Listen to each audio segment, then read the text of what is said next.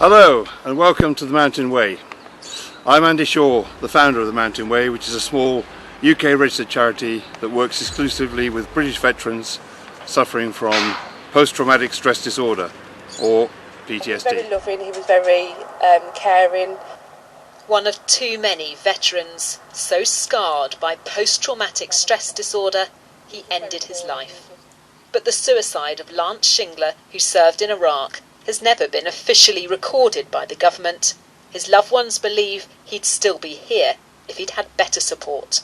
It's heartbreaking to watch two kids cry every day for their dad and miss their dad. It's heartbreaking to look back and think how much he actually begged for help and how much he was actually brutally honest with people to say, this is how ill I am, look, this is what's going on in my head on a daily basis. I'll never get over it. For years, ITV News has followed bereaved families calling for better support for those who served their countries and came home with the trauma. Among them, Joe Jukes, whose husband, Lance Corporal Dave Jukes, took his own life in 2018.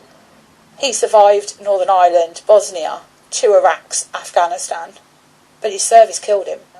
Today, finally, a victory, as the government has for the first time agreed to start officially recording veteran suicides in England and Wales. How can you put support in place unless you know what the actual problem is? And until now, we haven't kind of looked at the statistics that lay behind that. So this is a massive step forward in that. The government says the statistics will help focus support where it's needed. Gathering the data is one step, but what more will you do to ensure that veterans get the support they need before it's too late? Of course I have the deepest sympathy, and I think that's why I'm pleased that we're able to make some small changes today in the way we approach this in order that we might prevent future tragedies, because that's what this is all about. This has got to be about the tangible response. For Hayley and many others, it all comes too late. Campaigners estimate 59 veterans have taken their lives so far this year. Rebecca Barry, ITV News, Solihull.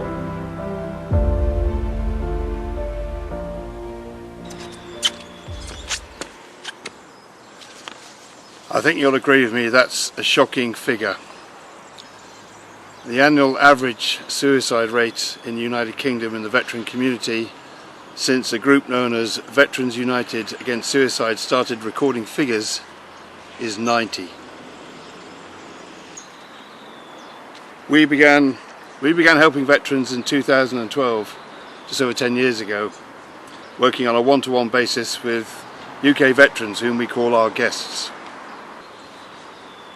The programme runs for a minimum of 2 months and culminates with 15 days in the French Pyrenees Mountains with me in the summer, or here in the winter in Ibiza for the same amount of time.